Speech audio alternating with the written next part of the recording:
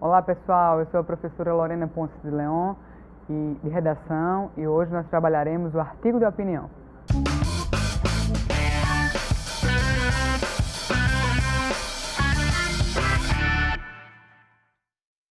Vamos então começar falando sobre a distinção entre artigo de opinião e texto dissertativo argumentativo. Veja bem, você na aula passada já aprendeu a diferença que há entre gênero textual e tipo textual. Sendo assim, você sabe que o artigo de opinião é um gênero textual e a dissertação cobrada no Enem, né, a tipologia, né, dissertativa argumentativa, é um tipo textual. Então a diferença que há entre essas duas coisas, entre esses dois itens, é exatamente essa. Um é gênero, o artigo de opinião, e o que se pede no Enem é a tipologia dissertativa argumentativa. Tá? Um é tipo e outro é gênero, ok? Só para rememorar de maneira rápida. Os gêneros são maiores: carta, conto, crônica, música, poema, poesia, reportagem, notícia, bula, mensagem, bilhete, carta pessoal, de reclamação, de solicitação, tudo isso é gênero textual. Aí você tem, né, pensa num funil, e aí você tem, né, os tipos textuais. Os gêneros maiores abarcam os tipos: narrativo, descritivo e dissertativo. Então você tem um artigo de opinião como gênero e você tem a redação cobrada no Enem, né, como um tipo textual, ok? Dito isto, vamos adentrar o universo do artigo de opinião, porque muitas pessoas me perguntam o seguinte: professora, a redação do Enem, ela pode ser feita em terceira pessoa do singular ou em primeira do plural? Sim, claro que pode. Ou você pode ser, né, tão impessoal a ponto de usar acredita-se, espera-se, né, ou utilizar a primeira do plural, fazendo o seguinte: acreditamos, esperamos, ok? Então vem comigo para a gente adentrar um pouco mais do artigo de opinião, que pode ser escrito em primeira pessoa do singular, tá? E pode ser escrito também em primeira pessoa do plural, ok? Vamos adiante aí para a gente entender um pouco mais desse gênero. Olha só, o artigo, pessoal, é um gênero que pertence ao âmbito jornalístico, como eu já falei no nosso encontro anterior, e se caracteriza pela exposição de um ponto de vista sobre determinado assunto. Eita, falou em ponto de vista, falou em redação do Enem, falou em competência 1, 2, 3, 4 ou 5. 5 não é, galera, porque é a proposta de intervenção.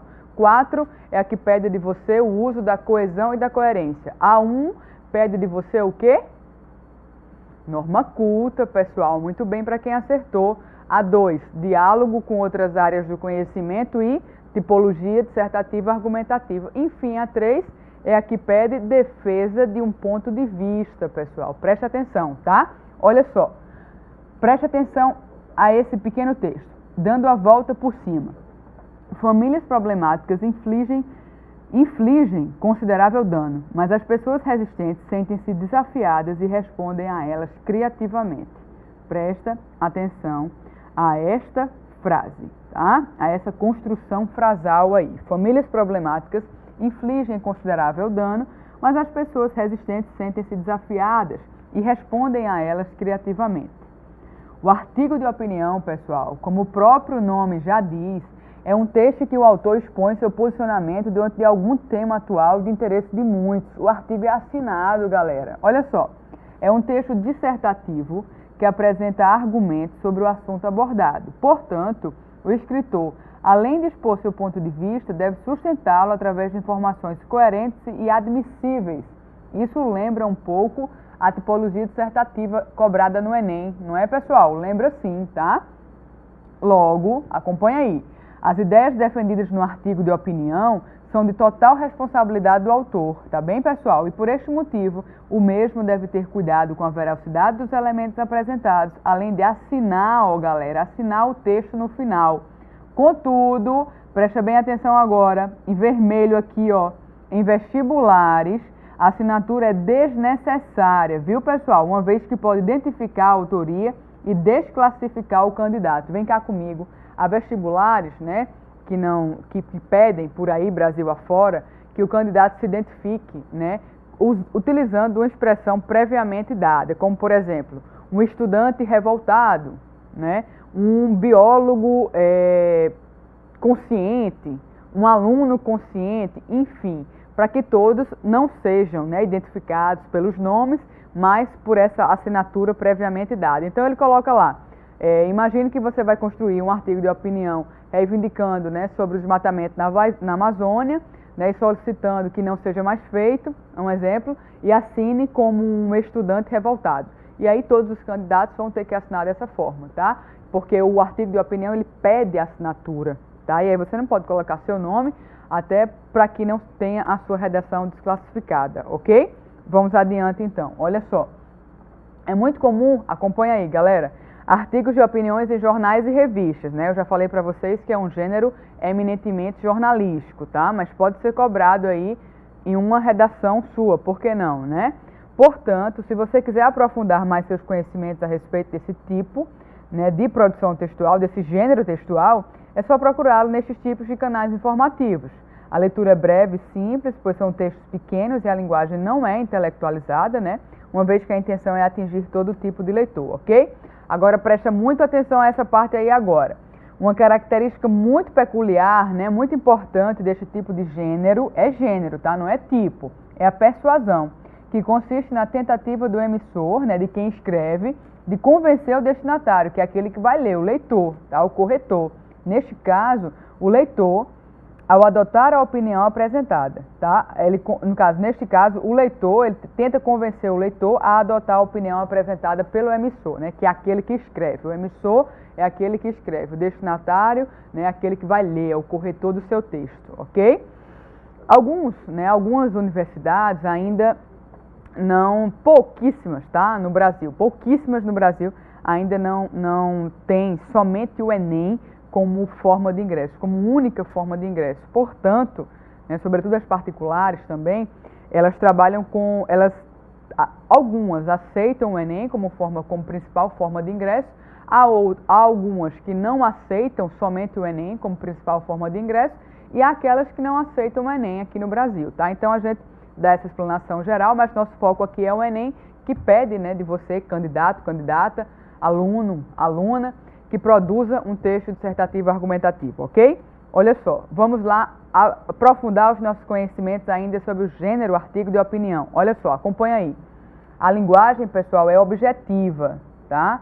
A linguagem é objetiva. E aparecem repletas de sinais de exclamação e interrogação. A gente já viu os sinais de pontuação em encontros anteriores. Lembram disso? Acho que foi na aula passada, retrasada, não me recordo não. Mas a gente já estudou eles aqui, né? Os quais incitam, pessoal, a posição de reflexão favorável ao enfoque do autor. Aproveitando aqui os sinais de exclamação e interrogação, eu vos pergunto, a exclamação serve para quê? Para expressar o quê? Espanto, susto, né? E a interrogação, claro, para se fazer perguntas, não é mesmo? Então acompanha aqui, olha só. Geralmente, pessoal, como eu já falei para vocês, é escrito em primeira pessoa, tá? Já que se trata de um texto com marcas pessoais e, portanto, com indícios claros de subjetividade, porém, pode surgir em terceira pessoa, tá? Tanto em primeira do singular, quanto, né, em primeira do plural, né? Raramente, ele surge em terceira pessoa do singular, tá? Raramente ele surge em terceira pessoa aqui, tá? Ele geralmente é escrito em primeira pessoa do singular, eu acredito, eu acho, geralmente é assim, tá? Ou em primeira do plural, acreditamos, achamos, embora seja uma única pessoa quem vá assinar, né, o artigo. Mas como ele tem esse caráter da subjetividade, né, aqui que o texto traz pra gente, ele pode surgir em terceira pessoa, tá? Também, igualmente, a redação do Enem, né, que é a tipologia dissertativa argumentativa, que é em terceira pessoa, certo, pessoal? Vamos lá adiante, cuidado para não confundir as pessoas, tá?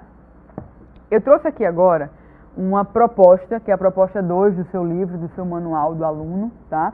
Que traz, né, mais uma vez uma charge. É importante que a gente dialogue acerca dessas charges, dessas imagens, porque o Enem trabalha com textos motivadores. Então é importante que você entenda que não raramente, aliás, quase todas as vezes, o Enem vai trazer para vocês pequenos textos, tá?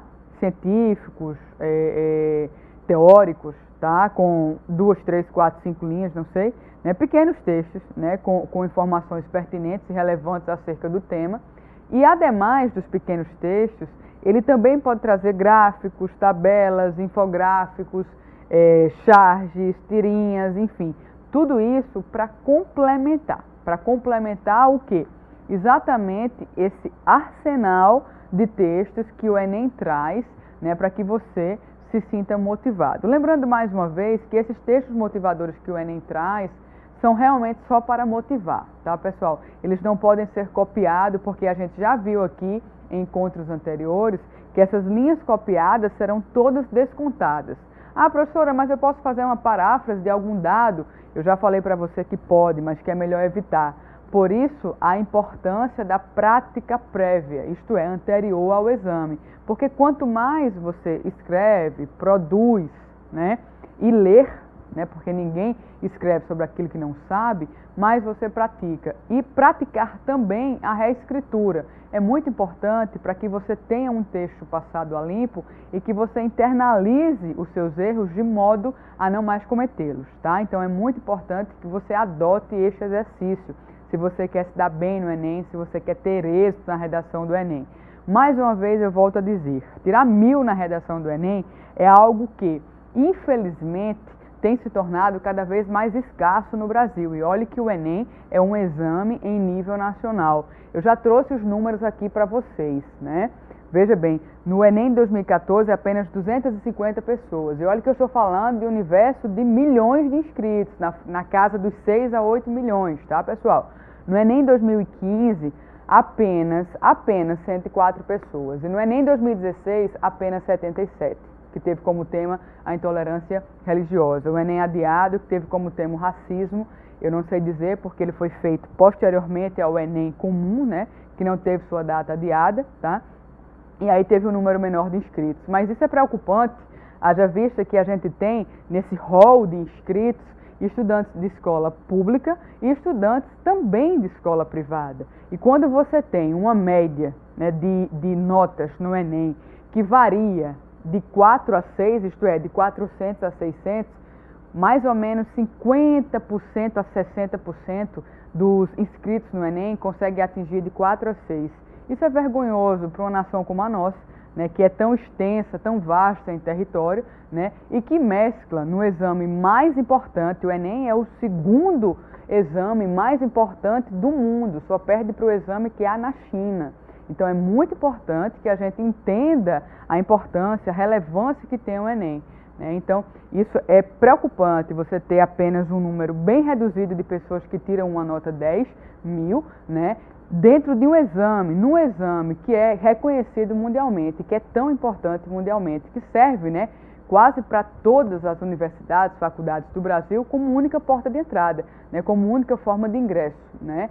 Então isso é preocupante, é importante que a gente reveja, né, o que a gente anda fazendo para que a gente tenha estudantes cada vez mais comprometidos com a redação, que é a principal prova, a mais temida, né, a única prova subjetiva do Enem, dada a sua importância, tá, pessoal? Então vamos analisar aqui essa figura, né, porque ela por si só, ela tem, né, a linguagem não verbal, mas ela também tem a linguagem verbal, né, ela une as duas e ela vem acompanhada de um textinho. Essa proposta aí, pessoal, está no seu manual, tá? Ela é da UEPB 2014, bem recente, né?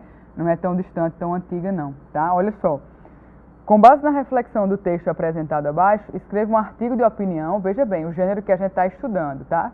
Para uma revista de circulação nacional, de modo que você se posicione, veja bem, vai ter que se posicionar, tá? A respeito de como lidar com as relações pessoais no mundo contemporâneo. Aí você tem aqui, ó, fale ilimitado, fale pessoalmente. E aí duas pessoas se abraçando, né? Enquanto aqui atrás você percebe a presença de um homem falando no celular. Aqui ao lado também mais pessoas falando no celular. Essa aqui eu não vejo a presença de um telefone na mão, nem essas aqui, mas elas estão de costas uma para a outra. E esses telefones aqui estão jogados, olha só. Infelizmente, né, a gente tem hoje uma sociedade que dá muito valor aos meios tecnológicos, aos avanços tecnológicos, né, e aplicativos como Facebook, WhatsApp, Instagram realmente tomam muito tempo da população, né? E isso tem piorado, sobretudo, os acidentes de trânsito, porque é absurdo, né, o número de pessoas que dirigem, né, e que usam o celular ao mesmo tempo. Hoje em dia os carros já vêm com a tecnologia de ter acesso ao Bluetooth e as pessoas dirigem sem tirar a mão do veículo e conseguem atender ao telefone. Mesmo assim, né, dirigir é um processo, né, que se dá de forma isolada e quanto mais atenção você tiver, melhor. Então é bom evitar. A gente vê diuturnamente, o tempo inteiro, motoqueiros olhando, né, falando no celular enquanto dirigem. A moto é um veículo, né, de bastante risco, né, mas comumente a gente vê as pessoas na rua, o que aumenta os índices de violência, né, porque os assaltos crescem, haja vista que a pessoa anda com o celular na mão, né, e se tornou cada vez um objeto que está quase substituindo o computador, porque ele já tem tudo, né, ele agrega muitas e diversas funções, e aí você tem acesso a programas como Word, Excel, PowerPoint, tudo no seu celular, no seu smartphone, no seu iPhone, e aí acaba que você nem usa, né, mais o computador, né, o tablet, o iPad, enfim, né, a tecnologia chegou, né, e ela serve para nos ajudar, nos orientar, mas a gente precisa entender que tem que ter uma medida, porque senão a gente perde, né, as relações de conviver com as pessoas que amamos, que gostamos, e de estabelecer contato pessoal, né, que é o mais importante. Eu fico pensando que antigamente não havia celular e ninguém se perdia, né, não havia, né, tantas coisas, assim, não sei, da época da minha avó, tá? Na época da minha avó, realmente, as pessoas, ela teve um irmão que se perdeu no mundo, né, mandou uma única carta, se eu não me engano foi a Minas Gerais, e nunca mais voltou. Mas geralmente, né, esse tipo de coisa não acontecia, né? Mas hoje em dia, se a gente não sair com o celular a todo instante, né, a gente se sente perdido, a gente se sente desnorteado nesse mundo, né, que é o tempo inteiro limitado pelas tecnologias também, né? Algo que poderia nos libertar, né, algo que diminui distâncias, algo que é tão bom, mas que às vezes nos aprisiona, né? Veja aí o paradoxo e a ambiguidade que há neste tema, né? Um belo tema, assim, já caiu em 2011, salvo engano, alguma coisa com privacidade nas redes sociais, tá? Salvo engano. A memória não anda tão boa, né? Eu já estou perto dos 33, tá? Então é o seguinte, esse tema pode ser que caia assim, né? Eu ando apostando aí em temas, tá? E aí eu acho que pode ser que essa questão das relações interpessoais, o futuro das relações interpessoais no Brasil é um excelente tema, né? E por que não? Vale a pena se instruir um pouco mais sobre ele, ok, pessoal? Então você fica com o nosso material, bons estudos, tire suas dúvidas com o seu professor, tá? E até o nosso próximo encontro.